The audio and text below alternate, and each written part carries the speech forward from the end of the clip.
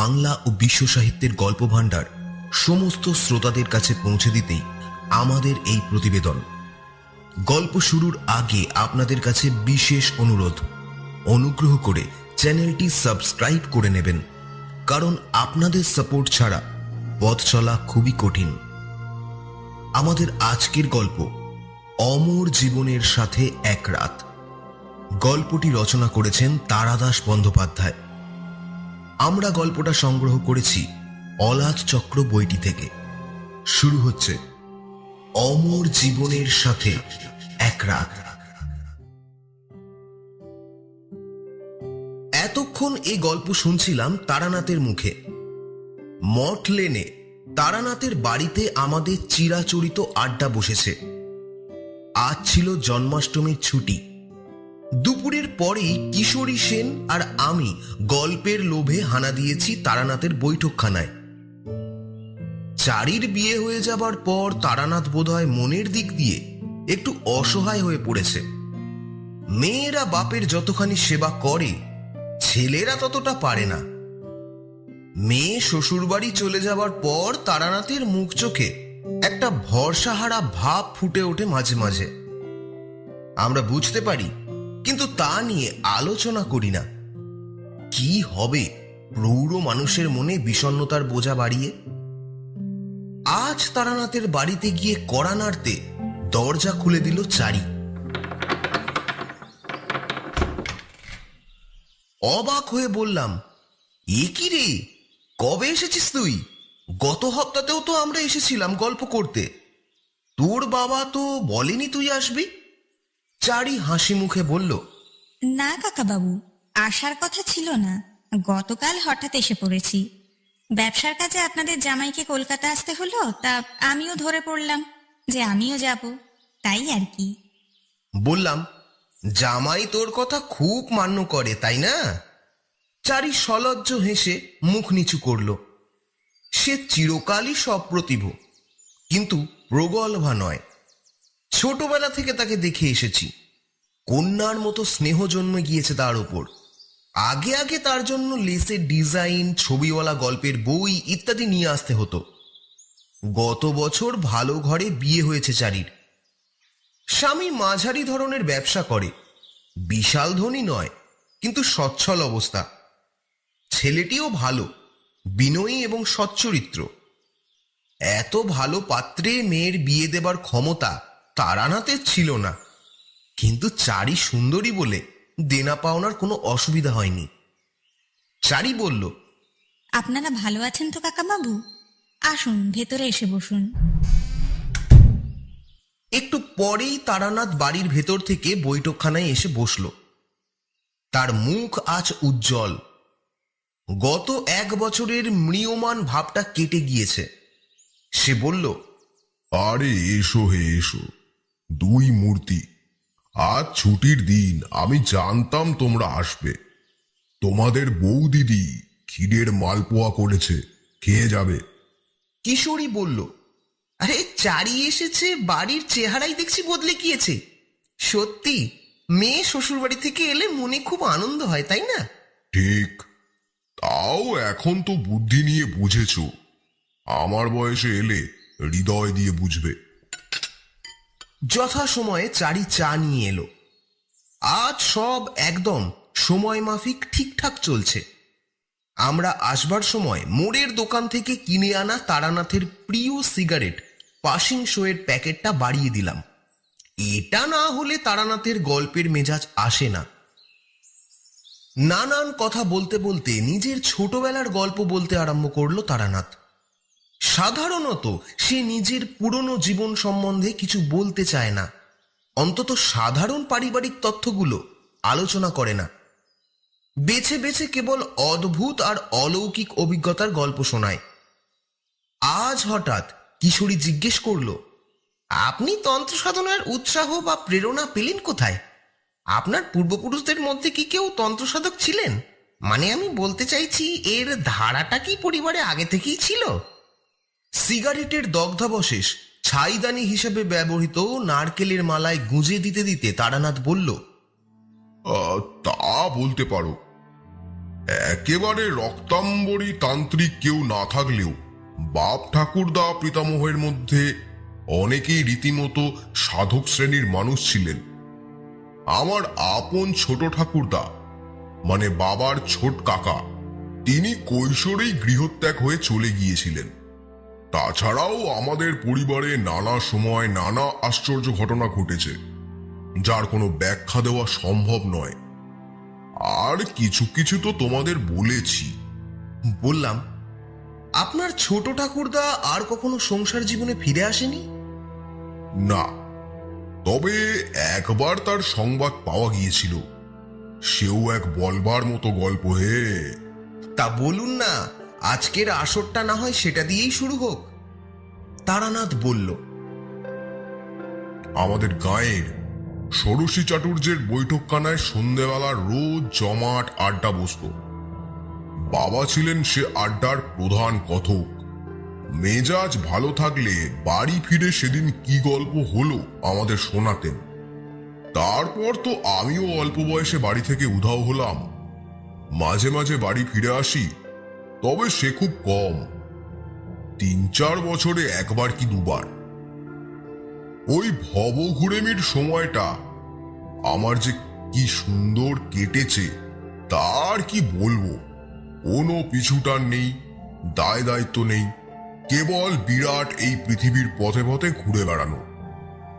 বাইরে থেকে দেখলে এটা হয়তো স্বপ্নদর্শী অলসের জীবনযাত্রা বলে মনে হবে, যেন বাস্তব জগতের থেকে পালিয়ে গিয়ে লুকিয়ে থাকা। কিন্তু ব্যাপারটা অত সোজা নয়। আত্মীয়হীন বন্ধুহীন দুনিয়ায় সম্পূর্ণ সম্বলহীন অবস্থায় ভেসে পড়তে হলে খুব সাহসের দরকার। কে খেতে দেবে ঠিক নেই, কোথায় থাকবো তার কিছুই ঠিক নেই। মন্দিরের চাতালে পোড়ো বাড়ির বারান্দায় ঝড়ে বৃষ্টিতে রাত কাটিয়েছি। কত অদ্ভুত চরিত্রের লোক দেখেছি। তাদের মধ্যে কেউ প্রকৃত সাধক, কেউ নৃশংস কাপালিক, কেউ বা জুয়াচোর। কত সময় অসুখ করেছে, প্রবল জ্বরে পথের ধারে গাছতলায় পড়ে কষ্ট পেয়েছি। জল তেষ্টায় বুক ফেটে গিয়েছে, কিন্তু জল দেবার কেউ ছিল না। মরেও যেতে পারতাম, সেক্ষেত্রে বাড়িতে কোনো খবরও পৌঁছাতো না, তবু কখনো ভয় হয়নি।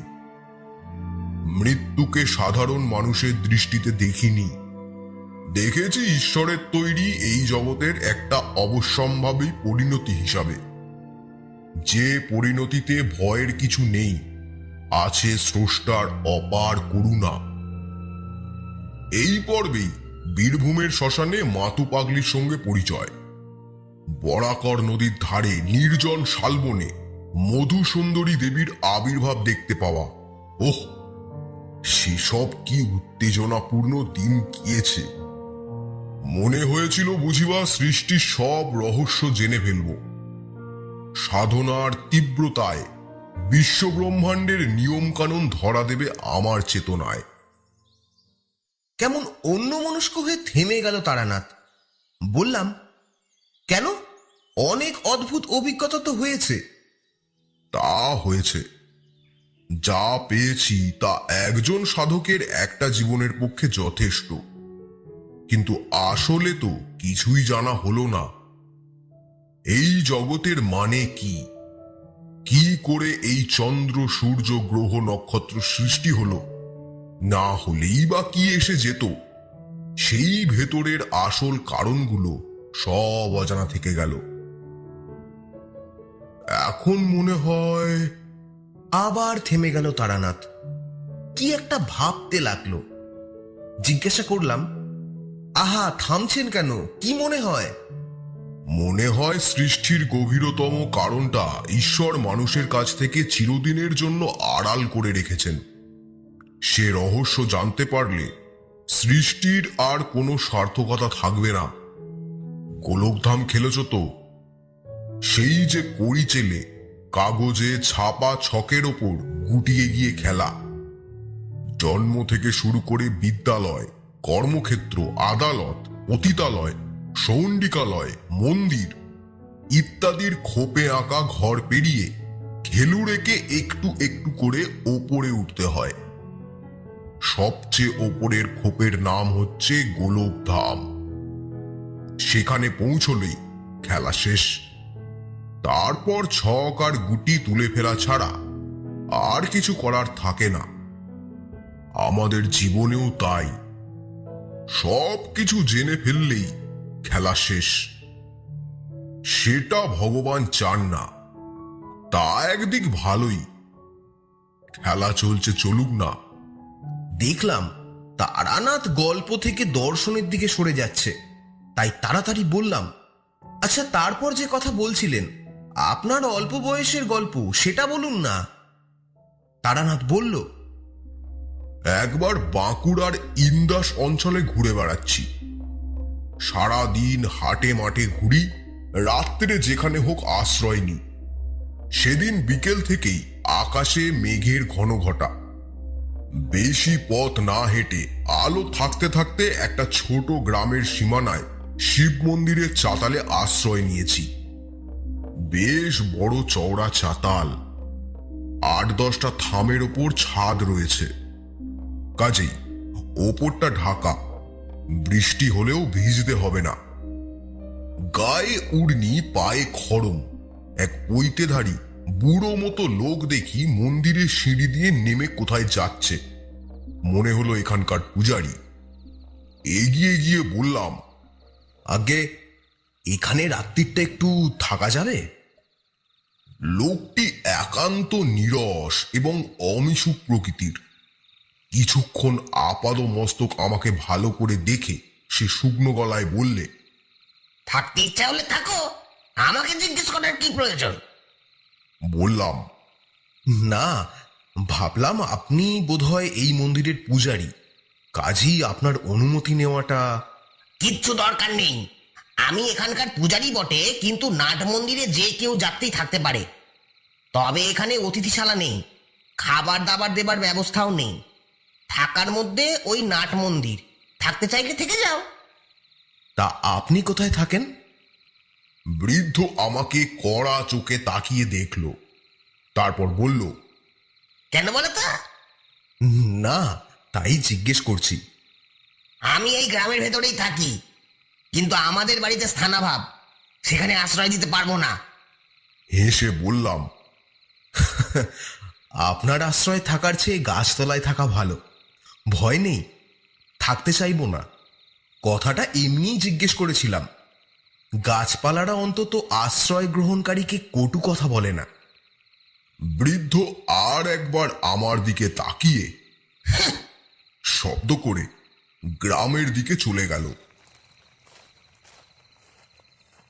আমার পথ হাঁটার সম্বল বলতে একটা ঝোলা, তার মধ্যে একখানা ঘটি, গায়ের চাদর, একখানা রুদ্র ডামরের পুঁথি, কয়েকটা বাবলা ডালের দাঁতন কাঠি আর 1 টাকা 12 আনা পয়সা। এর বেশি কিছুর প্রয়োজন বোধ করিনি কখনো। পঞ্চমুণ্ডির আসনে বসা সেই হিন্দিভাষী সাধু শিক্ষা দিয়েছিলেন আগামীকালের জন্য কখনো সঞ্চয় না করতে। তার উপদেশ মনের মধ্যে গেঁথে গিয়েছিল। পরবর্তীকালেও যে উপার্জন বা সঞ্চয় করেছি, তা করেছি স্ত্রী পুত্র কন্যার মঙ্গলের জন্য, নিজের প্রয়োজনে নয়। আজ পর্যন্ত সেই অভ্যাসই বজায় রয়েছে। তা যাই হোক, ক্রমেই আকাশ মেঘে অন্ধকার করে আসছে। ঝোলা সহ নাট মন্দিরের ওপর উঠে একখানা থামের গোড়ায় গুছিয়ে বসলাম। বাঁকুড়া জেলায় গিয়েছ কখনো? বড় সুন্দর জায়গা। বিশাল বিশাল লাল মাটির প্রান্তর, কুটি বাঁধা বৈরাগীর মতো তালগাছ জড়াজড়ি করে দাঁড়িয়ে মাঠের মধ্যে। ধুলো ওড়া গ্রামের রাস্তায় একতারা হাতে গান গাইতে গাইতে বাউল হেঁটে যাচ্ছে। জেলাটার মাটিতে শান্তি আছে। থামে হেলান দিয়ে পা ছড়িয়ে আরাম করে বসলাম। হঠাৎ নাট মন্দিরের চাতালে কিছু দূরে কি একটা নড়ল বলে মনে হলো। সন্ধে ঘনিয়ে আসছে, পরিষ্কার কিছু দেখা যায় না, কিন্তু কোনো কিছু নড়লে আবছা আন্দাজ করা যায়। ভালো করে তাকিয়ে দেখি কেউ একজন শুয়ে রয়েছে সেখানে। শোয়া অবস্থায় পাশ ফেরায় নড়াচড়াটা চোখে পড়েছে। সভয়ে হাঁক দিলাম। কে কে ওখানে? মনুষ্য মূর্তিটি উঠে বসে বলল, আমি গো আমি। আমি কে? পৃথিবীতে তো সবাই আমি। যাত্রী? লোকটি সামান্য হাসল, বলল, এই সংসারে সবাই যাত্রী, কোথাও না কোথাও তো সবাই চলেছে, তাই না? বাপ রে, এ যে গুরুমশায়ের মতো কথা। তবে তার কণ্ঠস্বর মৃদু, ভদ্র ও মার্জিত। পথ চলতি লোকের কথা বলার ভঙ্গি সাধারণত এমন মার্জিত হয় না। একটু কৌতূহল হওয়ায় বললাম, এদিকে এসো তো, এদিকে এসে বসো। লোকটি উঠে এলো আমার সামনে। আলো নেই, পরিষ্কার তাকে দেখতে পেলাম না, কিন্তু মনে হলো তার বয়স 40 কি 45 হবে। এ বয়সের কোনো লোককে তুমি বলাটা আমার উচিত হয়নি। বললাম, আরে কিছু মনে করবেন না, অন্ধকারে ভালো দেখতে পাইনি, তাই তুমি বলে ফেলেছি। তাতে কি হয়েছে? জগতে সকলেই সকলের বন্ধু, আর বন্ধুকে তো তুমি বলাই যায়। লোকটির পরনে খাটো ধুতি আর হাফ হাতা শার্ট। সাধারণ দরিদ্র পথিক, কিন্তু তার আচরণে এমন কিছু বৈশিষ্ট্য আছে যা সমীহ আদায় করে। বললাম, তা কোথায় যাবেন? আসছেন কোথা থেকে? এবার বেশ মজার ব্যাপার হলো। পথিক মানুষটি আমাকে তুমি সম্বোধন করতে লাগলো, কিন্তু তার অনুমতি পাওয়া সত্ত্বেও আমি কিছুতেই তা পারলাম না। সে বলল, কোথাও যাচ্ছি না ভাই, অনেকটা ঠিক তোমারই মতন। পথে পথে ঘুরে বেড়াতে ভালো লাগে, যা পাই তাই খাই, যেখানে খুশি সেখানেই থেমে যায়, এই আর কি। আমার সেই বয়সের অভিজ্ঞতাতেই দেখেছি কিছু লোক আছে যারা হেয়ালি করে কথা বলতে ভালোবাসে।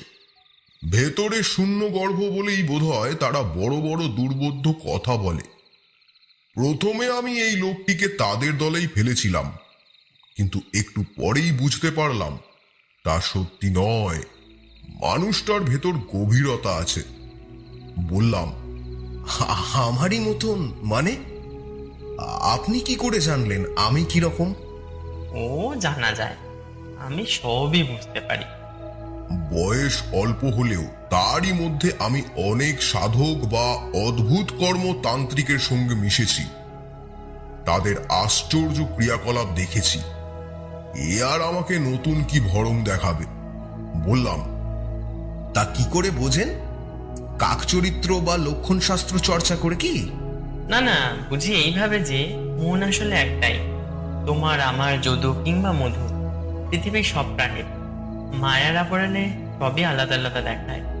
পর্দা টাঙিয়ে দিলে ওপারে কি আছে দেখা যায় না, আর পর্দা সরিয়ে দিলে আবার সব স্পষ্ট হয়ে যায়।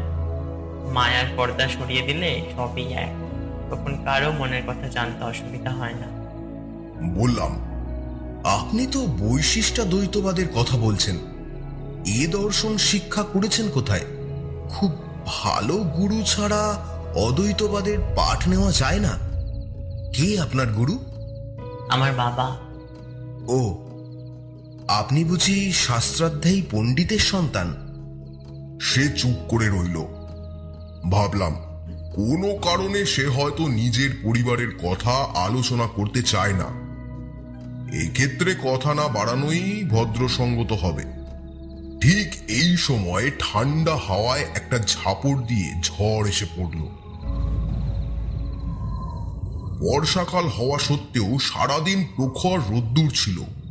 গুমোটে প্রাণ অতিষ্ঠ হয়ে উঠেছিল। এখন শুকনো পাতা, ধুলোবালি আর কুটো কাটা উড়িয়ে ঝোড়ো বাতাস এসে চারিদিক ঠান্ডা করে দিল। ঝড়ের মুখে পাক খেতে খেতে দুটো শালিক এসে নাট মন্দিরের কড়িকাঠের ফাঁকে আশ্রয় নিয়ে গুছিয়ে বসলো, অথবা ওইটাই ওদের বাসা। ঝড়ের দাপটে কোনো রকমে ফিরে এসেছে। বললাম, আচ্ছা, আপনার নামটা তো জানা হলো না।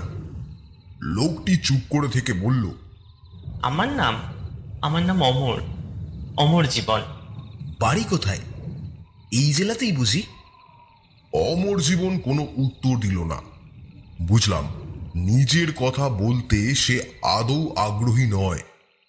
অন্য প্রসঙ্গে যাবার জন্য বললাম, আশ্রয় তো যা হোক পাওয়া গেল, কিন্তু খাওয়াটা বোধহয় জুটবে না। আরে না না, তা কেন, ঝড়টা থামুক, খাওয়ার ব্যবস্থা হয়ে যাবে তখন। তা কি করে হবে? কাছাকাছি তো কোনো দোকানপাট দেখছি না। গ্রামে হয়তো আছে, কিন্তু তারা কি এই ঝড় বাদলে দোকান খুলে রাখবে? মনে তো হয় না। অমর বলল, তা রাত্রিরে কি খাও তুমি, ভাত না রুটি? বললাম, আমি ঠিক সন্ন্যাসী না হলেও পথে ঘুরছি অনেক দিন, সবই অভ্যেস আছে। বেশ বেশ, ভালো, খাবার এসে যাবে। অন্ধকারে অমরের মুখ চোখ ভালো দেখতে পাচ্ছি না। লোকটা পাগল নয় তো? কোথায় খাবার? অমর বলল, কালকেও আমি এখানেই ছিলাম, স্বপ্নে দেখলাম আজ তুমি আসবে, তাই একটা দিন বেশি থেকে গেলাম। এমনিতে আমি দুরাত্রির কোথাও থাকি না। হ্যাঁ, নিশ্চয়ই পাগল। গতকাল রাত্রে স্বপ্ন দেখেছে আজ আমি আসব। বদ্ধ পাগল ছাড়া আর কি। বললাম, আপনি জানতেন আমি এখানে আসব? হ্যাঁ স্বপ্নে দেখেছেন? হ্যাঁ, স্বপ্ন দেখার প্রয়োজন হলে আমাকে নির্দিষ্ট জায়গায় পৌঁছে সেখানেই থাকতে হয়। বেচারি, এমনিতে বেশ ভালো লোকটা, ভদ্র আর মিষ্টি কথাবার্তা, দোষের মধ্যে পাগল।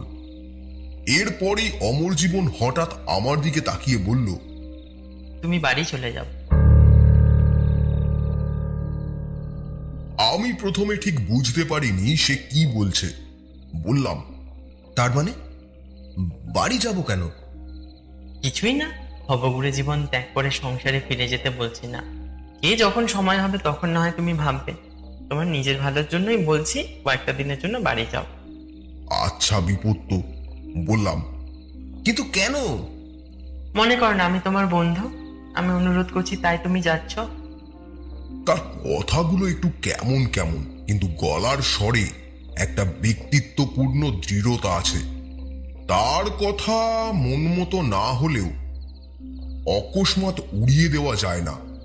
তাই তখনকার মতো তাকে শান্ত করার জন্য বললাম, আচ্ছা আচ্ছা, সে না হয় দেখা যাবে। বিড়ি চলে? সে হাসলো, বলল, আরে সব চলে, সব চলে, আছে নাকি, তাও তো।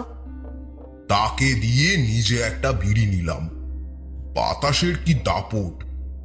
4-5টা কাঠি নষ্ট করেও বিড়ি ধরাতে পারলাম না। অমর হাত বাড়িয়ে দেশলাইটা হাতে নিয়ে অদৃশ্য কার দিকে তাকিয়ে যেন ধমক লাগালো। আরে একটু থাম তো রে বাবু, একটা বিড়ি ধরা থেকে একটা আস্ত দেশটাই খরচ করবো নাকি? কাকতালীয় কিনা জানি না, হাওয়ার ঝাপটা সামান্য কয়েক মুহূর্তের জন্য কমে গেল। ঝড় চলতে চলতে এরকম অবশ্য হয়, তবু মনে রেখাপাত করলো জিনিসটা। দেশলাই ফেরত দিয়ে অমর বলল, সবকিছুর ব্যাখ্যা চাইতে নেই ভাইয়া, ব্যাখ্যা সবকিছুর হয়ও না। তার চেয়ে সরল বিশ্বাস অনুযায়ী কাজ করাই ভালো নয় কি? আদেশ পেলে সবই পালন করা ভালো। আদেশ কে পাঠায়? বিড়িতে গোটা 2 টান দিয়ে অমর বলল, তা জানলে তো সব সমস্যাই মিটে যেত। আচ্ছা, আপনার কাছে আদেশ পৌঁছায় কেন? আপনি কে? উত্তরে অমর বলল, বিড়িটা ভালো, খুব নরমও না আর খুব কড়াও না, বেশ মিঠে করা ধরনের। কোত্থেকে কিনেছ? খাওয়ার পর আরেকটা দিও তো। ঝড় থেমে গিয়ে বৃষ্টি নামলো। চলল বেশ কিছুক্ষণ। দিক দিগন্ত ঠান্ডা হয়ে গেল। মন্দিরের পেছনে কোথা থেকে ব্যাঙ ডাকতে লাগলো। বৃষ্টি যখন থামলো তখন পাড়াগার হিসাবে বেশ রাত। দেখি পথে জমা জলে ছপ ছপ করে কে একজন হেঁটে এসে নাট মন্দিরে উঠল। সামনে ঝুঁকে অন্ধকারে ঠাহর করার চেষ্টা করে ডাকলো, ঠাকুর মশাই, ও ঠাকুর মশাই। অমর বলল, এই যে আমি এখানে, দাও। কাছে এলে পর দেখলাম লোকটির হাতে একটা বড় শালপাতার ঠোঙা। সে ঠোঙাটা অমরের হাতে দিতে দিতে বলল, আরে আর এক মূর্তি এইছে দেখছি, তা হয়ে যাবে খন দুজনেরই। দাঁড়াও, খাবার জল দিয়ে যাই, নতুন লোক জল আনতে গিয়ে পুকুর ঘাটে আবার আছাড় খাবে। বোধহয় পথিকদের তৃষ্ণা নিবারণের জন্য মন্দিরের চাতালে রাখা একটা মাটির কলসি নিয়ে লোকটা অন্ধকারে কোথায় চলে গেল। অমর বলল, মন্দিরের পেছনেই একটা পুকুর আছে, সেখানেই গেল জল আনতে। ভালো পরিষ্কার জল। তারপর আমার মুখের দিকে তাকিয়ে বলল, খাবার ব্যবস্থা হয়ে যাবে বলেছিলাম, আর খাবার এসে গেল। এর ভিতরে অলৌকিক কিন্তু কিছুই নেই। এই লোকটির একটা ময়রার দোকান আছে গ্রামে, গতকালও আমাকে খাবার দিয়ে গিয়েছিল। অতিথি সেবা করতে ভালোবাসে, বুঝলে। পয়সা দিতে চেয়েছিলাম, নেয়নি। আজকের খাবারও দিতে বলা ছিল। যা খাবার দেয় তা আমি একা খেয়ে উঠতে পারি না। আজও দুজনের হয়ে যাবে এখন। দেখি কি দিয়েছে। উঠে গিয়ে যেখানে সে শুয়েছিল সেখান থেকে একটা কাপড়ের পুঁটলি নিয়ে এলো। তার ভেতর থেকে একটা মোমবাতি বের করে বলল, দেখি দেশলাইটা আরেকবার দাও তো। শালপাতার ঠোঙা খুলে দেখা গেল ভেতরে গোটা 15 বড় মাপের পুরি, আলুর তরকারি আর অনেকখানি মোহনভোগ। দেশি ঘি দিয়ে তৈরি, দারুণ গন্ধ বেরুচ্ছে। তখনকার দিনে গায়ের দিকে খাবারে ভেজাল দেওয়ার কথা কেউ ভাবতেও পারত না। জল ভরে মেটে কলসিটা নিয়ে ফিরে এলো ময়রা। আমাদের পাশে নামিয়ে রেখে বলল, এই যে জল রইল, এ খাবারে হয়ে যাবে তো, নাকি আরো কিছু এনে দেব? খাবারের প্রাচুর্য সম্বন্ধে তাকে আশ্বস্ত করে বিদায় করা হলো। অমর বলল, অন্ধকারে গল্প করা যাবে, কিন্তু খাওয়া যাবে না, বুঝলে। মোমবাতি বেশি পুড়িয়ে লাভ নেই। এসো খেয়ে নেওয়া যাক। অমর খুব কম খায়, মাত্র 4খানি পুরি সে খেলো। বাকি সবগুলো খেতে হলো আমাকে। অবশ্য পথ হেঁটে আমার খিদেও পেয়েছিল। কলসি কাত করে কানায় হাত দিয়ে জল খেলাম। তারপর মোমবাতি নিভিয়ে দিয়ে অমর বলল, এসো এবার গল্প করি। অন্ধকারের ভেতর থেকে তার কণ্ঠস্বর ভেসে আসতে লাগলো। কত গল্প সে শোনালো সারা রাত ধরে। তেমন কথা আমি কারো কাছে আগে কখনো শুনিনি। সাধারণ ডাল ভাত খাওয়া জীবনের কথা নয়, যেন অচেনা ভাষা, অচেনা সুরে অদ্ভুত গান শোনাচ্ছে কেউ। আকাশ আর নক্ষত্রের গল্প, সমুদ্রের ঢেউয়ের গল্প, আগুন, বাতাস, পাহাড়, মাটির গল্প। সে আমি তোমাদের ভাষা দিয়ে ঠিক বোঝাতে পারবো না। সৃষ্টির আদিম গল্প সে। আমাদের প্রত্যেক দিনের জীবনে তার কোনো প্রতিচ্ছবি হয় না। সেই রাতের কথা আমার সারা জীবন মনে থাকবে। কথা বলতে বলতেই অমর জীবন হঠাৎ বলল, তোমার ছোট ঠাকুরদা গৃহত্যাগ করে চলে গিয়েছিলেন না? উনি এখনো বেঁচে আছেন, জানো। আশ্চর্য তো, কি করে সে কথা জানলো লোকটা? কিন্তু তখন আমার এত ঘুম পেয়েছে যে যথেষ্ট অবাক হতেও আমি পারলাম না। তখন রাত বোধহয় 3টে পেরিয়ে গিয়েছে। অমর বলল, না, আর কথা না। তোমার নিজের ভালোর জন্যই বলছি, কয়েকটা দিনের জন্য বাড়ি যাও। আমার চোখে ঘুম জড়িয়ে এসেছে। বললাম, আপনিও চলুন না আমার সঙ্গে। যাবেন? না, এবার নয় ভায়া, এবার থাক। তবে তোমার সঙ্গে আবার দেখা হবে আমার। আমার কানে যেন কে নিদুলির মন্ত্র পড়ে দিয়েছে।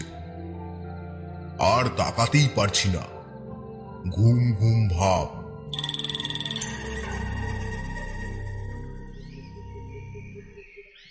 যখন ঘুম ভাঙল তখন রোদ্দুর উঠে গিয়েছে।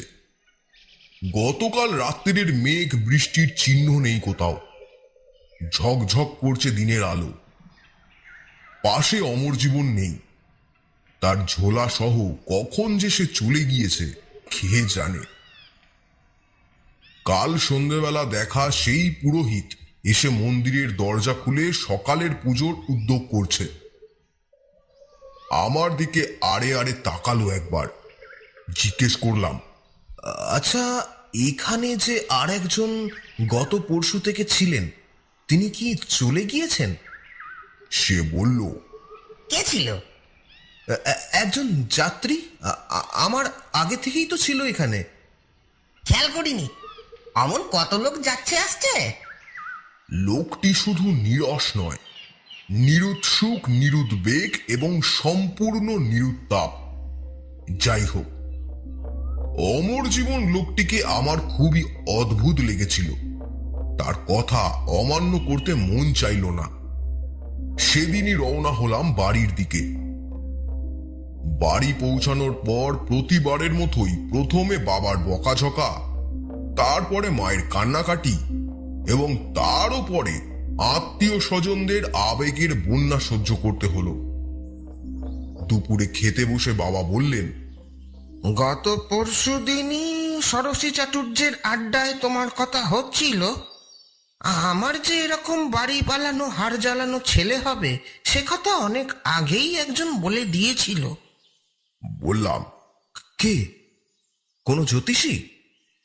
না না, এমনই একজন পথিক। আমার ছেলেবেলায় একদিনের জন্য আমাদের বাড়ির আশ্রয় নিয়েছিল। তার নাম ছিল অমর, অমর জীবন। সেই গল্পই হচ্ছিল ষোড়শী চাটুর্যদের বাড়ি। আমি চমকে উঠলাম। বললাম, অমর? অমর জীবন? বাবা বললেন, হ্যাঁ, চমকে উঠবার কি হলো? না, কিছু না। গল্পটা বরং বলুন, শুনি। খেয়ে উঠে গড়গড়ায় তামাক খেতে খেতে বাবা বলতে শুরু করলেন,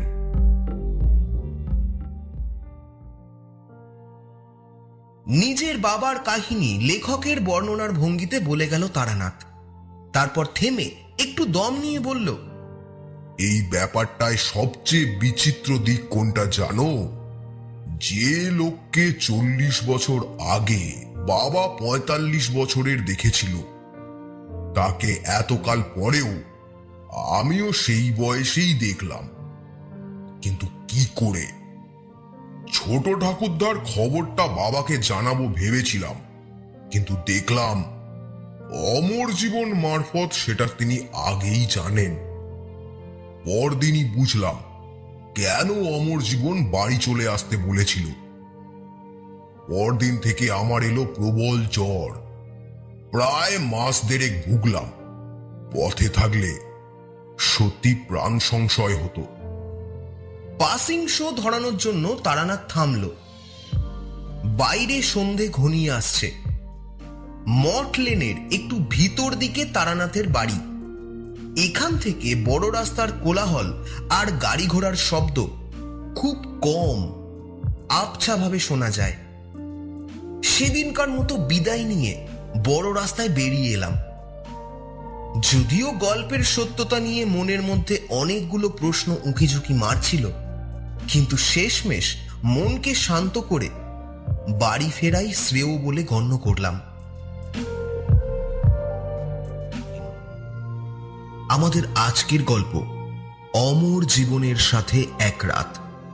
গল্পের বিভিন্ন চরিত্রে অমর জীবন অভিষেক ব্যানার্জি, চারি স্বাগতামন। গল্প পাঠ, গল্পের সূত্রধর তারানাথ, পুরোহিত এবং অন্যান্য ভূমিকায় আমি সুমন মিত্র। পোস্টার নির্মাণ টিম শ্যাডো পিক।